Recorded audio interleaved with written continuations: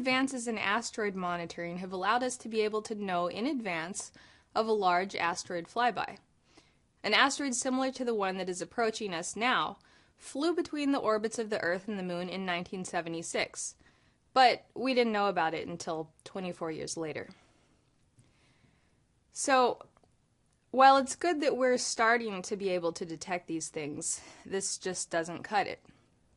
We need to not only be observing these phenomena, but controlling them and harnessing their energy. We could be mining these asteroids and altering the course of their orbits instead of just taking pictures of them and hoping they don't make a surprise landing somewhere near home. Imagine not only being able to steer a rocket-powered aircraft carrier-sized chunk of iron and nickel somewhere out of harm's way, but then being able to mine it. And once we get a radio telescope array into Mars orbit and effectively make a telescope with the aperture as large as the distance between the orbits of Earth and Mars, then we'll begin to have some of the requisite precision to detect more of what's going on in our neighborhood. Furthermore, we must discover and begin to measure new parts of the electromagnetic spectrum that we never before knew existed. We can't build instruments to observe things that yet exist in domains unknown to us.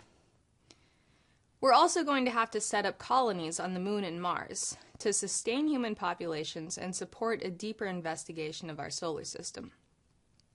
So, we're going to have to increase our human population to make sure that we have enough creative custodians to tend to its progress.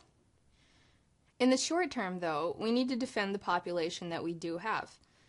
This means instead of gutting NASA and getting our military embroiled in World War III, we should be reorganizing our military function to transform it into a space function that operates from the top down and can both deal with asteroids and make nuclear war obsolete. We have this potential with the recent Russian satellite defense proposal, the SDE. What's more dangerous? How little we know about our solar system?